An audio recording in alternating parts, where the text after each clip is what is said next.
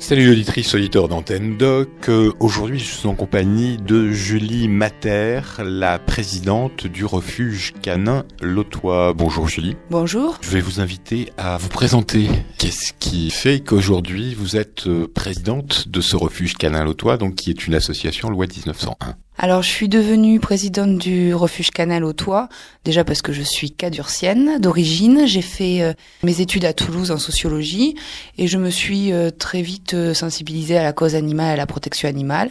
Et dès que j'ai pu rentrer sur Cahors, je me suis inscrite en tant que bénévole au refuge. J'ai fait des études complémentaires en relation homme-animal sur Paris et puis j'ai fini par, de fil en aiguille, passer trésorière du refuge et enfin présidente. Est-ce que vous pouvez nous présenter donc à la fois cette association, comment elle se structure et sa relation avec le syndicat intercommunal de la protection animale?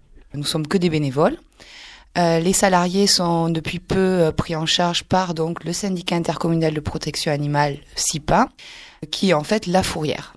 La fourrière étant un devoir des mairies, des communes, pour la protection des populations, de ramasser les animaux errants sur leur commune.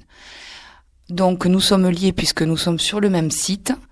Nous récupérons les animaux de la fourrière au bout des 8 jours obligatoires donc de passage en fourrière. Et nous les proposons à l'adoption, puisque la fourrière ne peut pas proposer des animaux à l'adoption.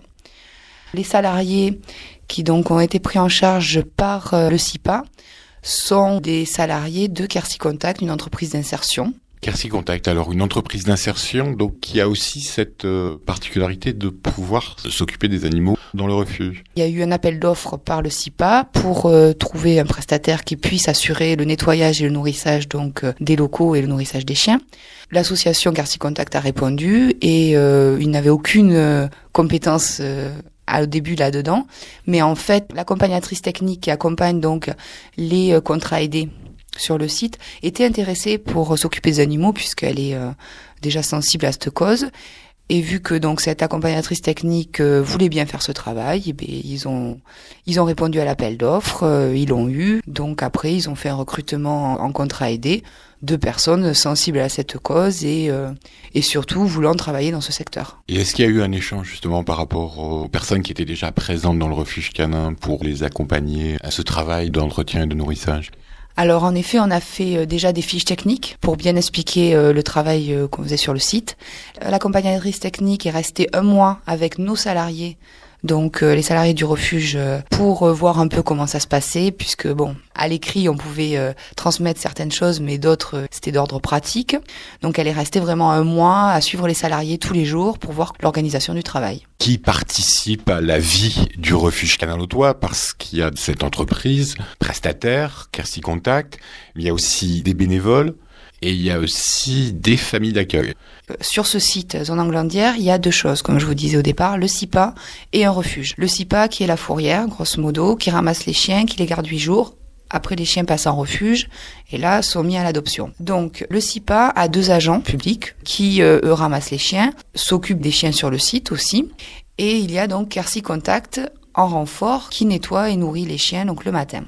L'après-midi, il y a toujours les agents du SIPA qui sont présents quand il n'y a pas de ramassage de chiens pour nettoyer les box, sortir les chiens. Les bénévoles font des permanences pour recevoir les adoptants, pour balader les chiens, pour les socialiser, pour qu'ils gardent le contact avec l'humain, puisque c'est quelque chose d'important, pour les brosser, pour s'occuper d'eux en fait. Nous avons dans ce cadre-là d'ailleurs un éducateur canin bénévole qui vient nous aider et qui s'occupe de donner un peu les bases éducatives aux chiens et surtout quel chien a quel problème. Donc c'est vraiment très important pour nous de savoir où on en est et de savoir qu'est-ce qu'il faut faire avec tel ou tel chien. Parce qu'on peut parler, on l'a déjà évoqué hors antenne, il s'avère que la problématique des chiens qui arrivent donc en fourrière, en refuge, c'est aussi une problématique des maîtres.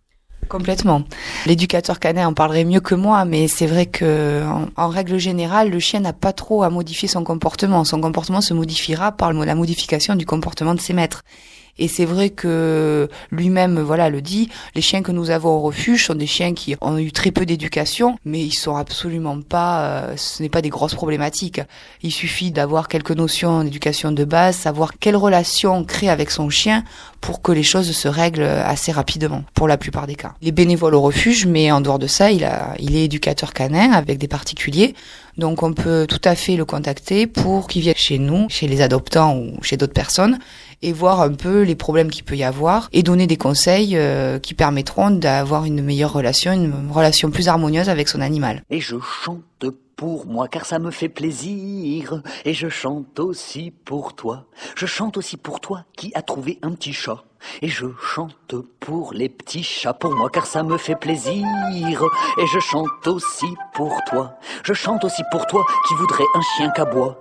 Et je chante pour les petits chats, les chiens qu'aboient pour moi car ça me fait plaisir.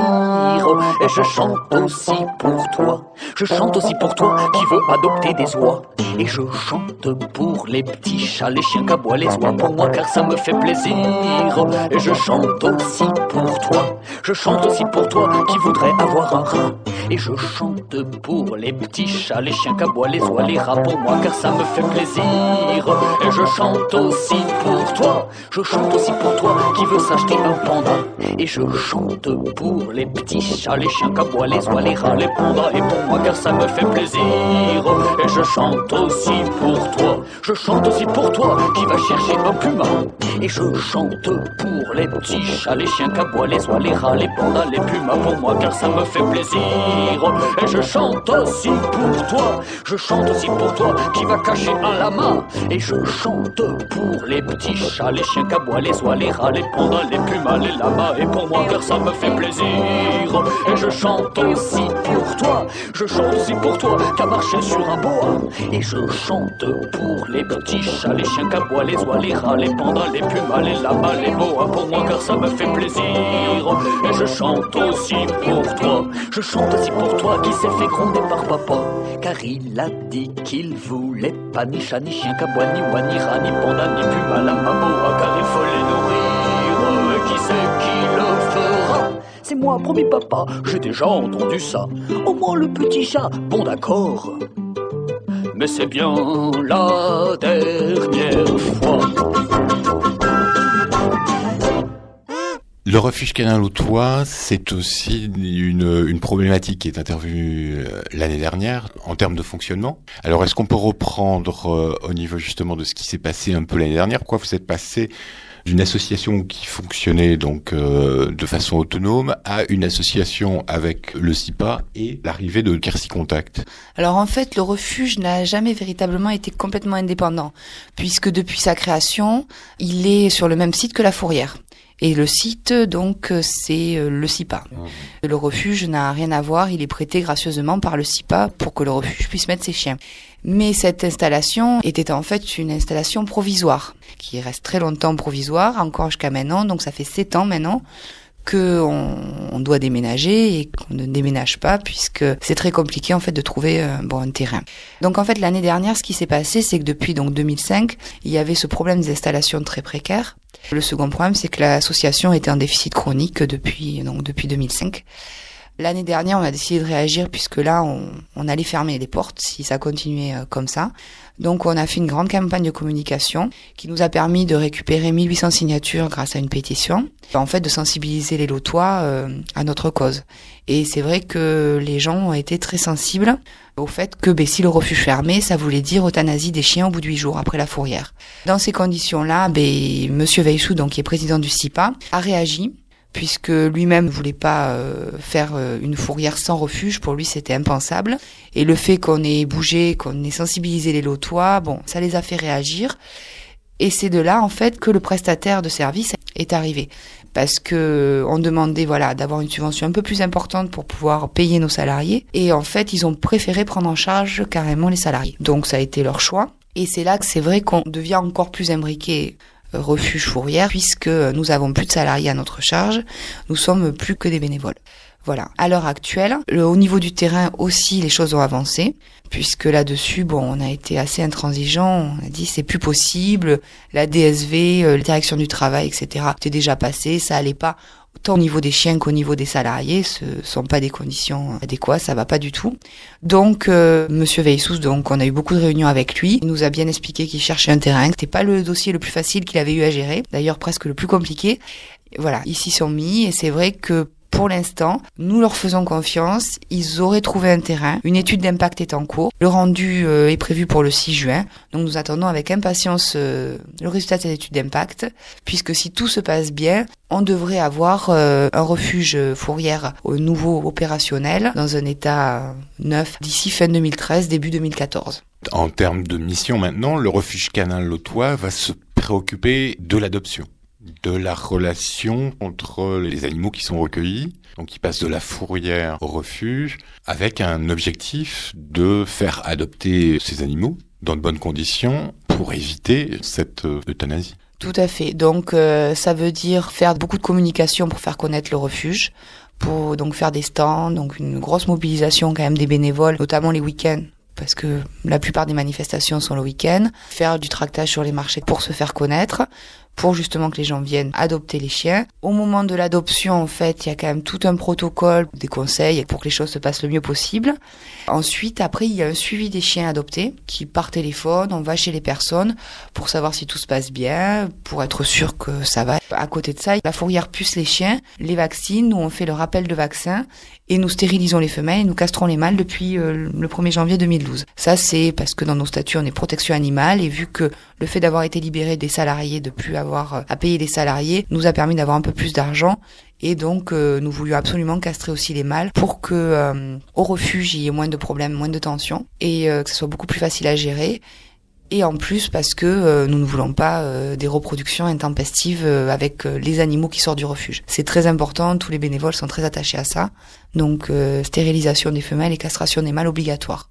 C'est 150 € d'ailleurs, le prix de l'adoption, autant mâle que femelle. Ça couvre à peine ces frais-là, hein, donc nous ne gagnons pas d'argent là-dessus. Le seul argent que nous gagnons, c'est grâce aux dons et aux adhésions. Concrètement, comment ça se passe quand quelqu'un se propose pour adopter un chien? Comment ça se passe? Il y a d'abord un entretien. Comment ça se déroule? Alors, on reçoit donc les gens sur le site.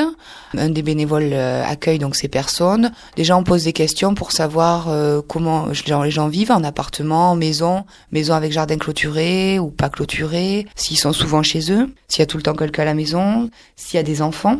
Quel âge des enfants, bas âge, plus grand, la connaissance des chiens, est-ce qu'ils ont déjà eu des chiens, comment ils veulent vivre avec leurs chiens, essayer un peu de cerner la vie qu'ils veulent mener avec leurs chiens.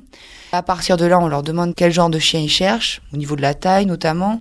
À partir de là, on fait un tour donc du refuge, en leur montrant les chiens, en leur expliquant un peu les problématiques. Suivant donc voilà ce qu'ils nous ont dit avant, on essaye de les aiguiller sur un choix qui leur va à eux et qui ira bien au chien, puisque là, dans l'idée, c'est que l'adoptant soit satisfait, mais que le chien soit bien. Puisque de toute manière, par expérience, on sait bien que si on fait pas tout ça, si on laisse les personnes choisir complètement à leur guise l'animal, on a beaucoup de chances qu'il y ait un retour, parce que le chien, oui, il est beau comme les gens le voulaient, mais il y a beaucoup d'autres choses derrière qui, en fait, paraissaient pas si problématiques pour les adoptants au départ, qui, en fait, au fil du temps, ça ne peut pas aller. Un chien qui a besoin de courir 2 heures par jour ne peut pas être dans un appartement avec des maîtres qui rentrent le soir à 8 heures et qui partent le matin à 8 heures. C'est impossible. Donc on essaye d'avoir une petite démarche, voilà, pour savoir ce que veulent les adoptants, nous ce qu'on connaît de nos chiens, pour qu'une relation comme tout le monde veut s'établisse. Comme pour n'importe quelle relation, est-ce que parfois justement il y a des espèces de coups de cœur ou des rencontres entre les gens qui viennent et un chien en particulier? Est-ce que ça peut arriver, ça? Tout à fait, c'est déjà arrivé. Alors ça arrive plus souvent avec des personnes qui ont décidé d'adopter un chien et qui viennent au refuge plusieurs fois pour promener les chiens sur lesquels ils ont un peu craqué. À ce moment-là, quelquefois ils disent lui, on a une relation, voilà, on s'est trouvé et ça c'est arrivé. Notamment dans ce sens-là, on avait un chien Brutus qui avait 13 ans. Une tête mâchoire cassée, regardé parce qu'il était moche, mais c'est tout. Et en fait, il y a une dame qui est arrivée au refuge. Elle a dit, moi, je veux prendre un chien, que les autres regardent pas. Elle est tombée sur lui, elle a craqué, ils ont eu une relation. Même nous, en tant que bénévoles, on est C'était fou, c'était magnifique parce que les deux, ils se sont retrouvés. Le chien qui était pas spécialement, il était proche de l'homme, mais bon, c'était un peu indifférent puisque ça faisait un petit moment qu'il était au refuge. Et en fait, voilà, parfait. Et puis la dame, elle vient de temps en temps au refuge nous montrer avec Brutus. Brutus, on dirait qu'il a 8 ans. Il a perdu 5 ans depuis qu'il est chez elle et tout se passe super bien. Et voilà, des coups de cœur comme ça a pu arriver, oui. Je voudrais aussi revenir sur le fait que les chiens errants se retrouvent à la fourrière. Vous avez des capacités qui sont limitées, donc on va les rappeler, que ce soit la fourrière ou le refuge. Et à ce propos, donc, il y a cette possibilité pour vous d'étendre un peu votre capacité d'accueil en tant que refuge auprès de familles d'accueil. Une fourrière qui gère quand même pour 113 communes aujourd'hui ce fait de récupérer des chiens qui sont errants ou abandonnés. Donc, ce qui est possible de faire, notamment par exemple en termes de familles d'accueil, quand les capacités sont dépassées. Comment ça se passe à ce niveau-là? Alors, entre le refuge et la fourrière, nous avons 30 places. 20 places en refuge et 10 places en fourrière. Ensuite, en effet, il y a donc des familles d'accueil. Alors, la famille d'accueil, ce sont des adhérents au refuge qui décident de prendre un chien chez eux, soit pour un temps donné, soit jusqu'à son adoption. Le gros intérêt du système de la famille d'accueil, c'est que le chien se retrouve dans un cadre dans lequel il sera plus ou moins quand il sera adopté. Donc, il perd pas la socialisation, donc la relation avec l'humain. La relation aussi par les enfants. Il a une relation de famille dans un foyer, voilà. Ce qui est bien parce que c'est vrai qu'au refuge, par exemple, les chiens sont enfermés 14 heures dans leur box. Donc, au niveau, par exemple, des besoins, ils perdent la capacité de faire leurs besoins à l'extérieur puisqu'ils sont obligés de les faire dans les box.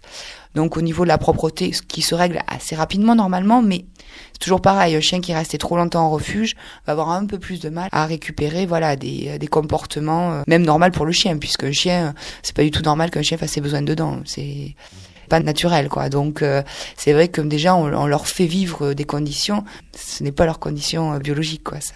Donc la famille d'accueil nous permet, voilà, de vraiment faire une transition entre le refuge et l'adoptant.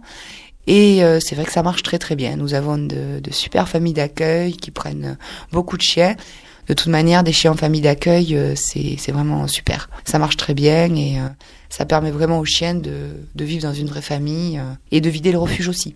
Puisque par exemple, on a eu un hiver très froid et les 15 jours où vraiment il a fait moins 15, ça a été très difficile et heureusement que les chiens fragiles étaient en famille d'accueil.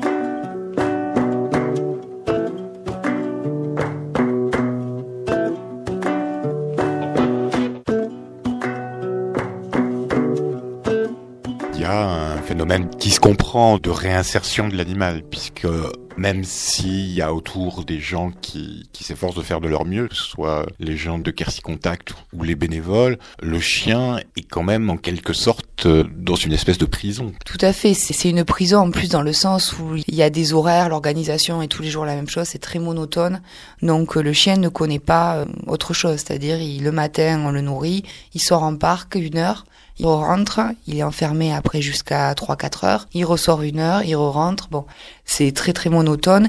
Et puis par exemple, la plus grosse problématique où on essaie vraiment de mettre ces chiens-là en famille d'accueil, c'est les chiots.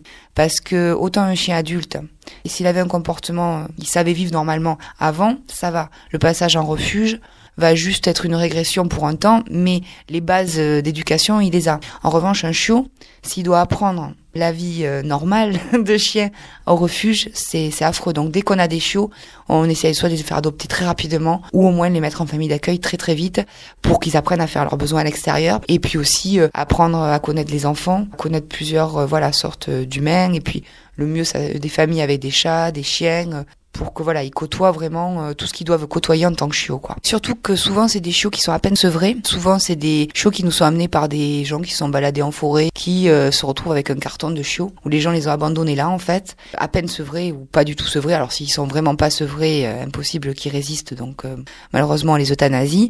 S'ils sont en âge de survivre, on les récupère, et donc en fait, oui, il y en a quand même pas mal, c'est souvent des chiots qui n'ont pas été tués parce que les maîtres n'ont pas osé les tuer, soit qui meurent si personne les trouve, ou alors on les récupère.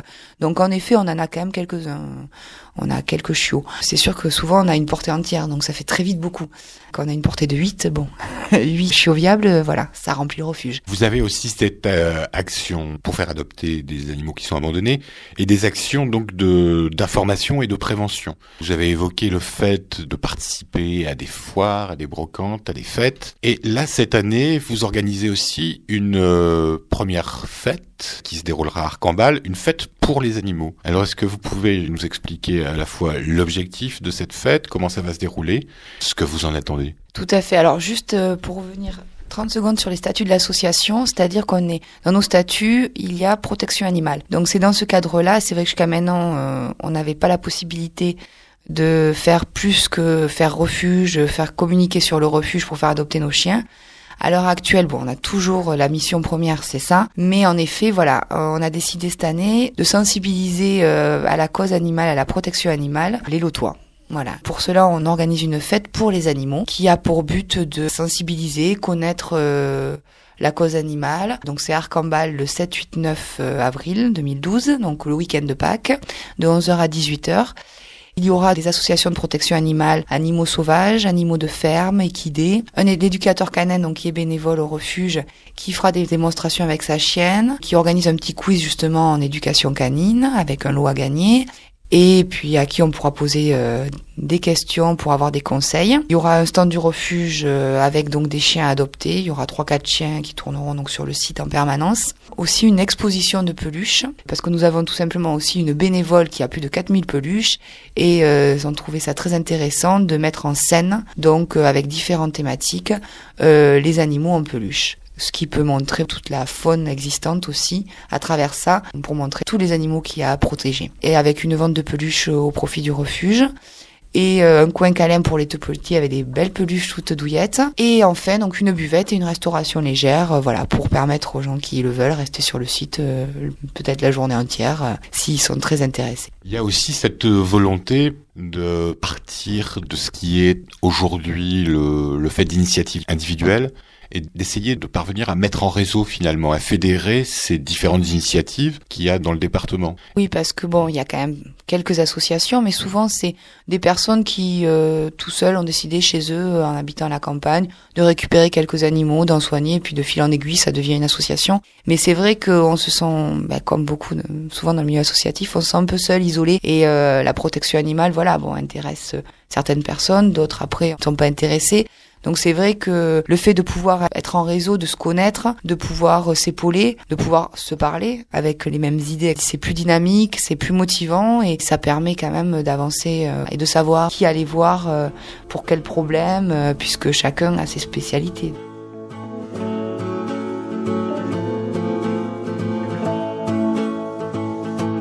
J'aime un chien, c'est un choix. J'aime un chien, c'est bon pour moi. J'ai cherché chez l'humain, j'ai trouvé dans un chien.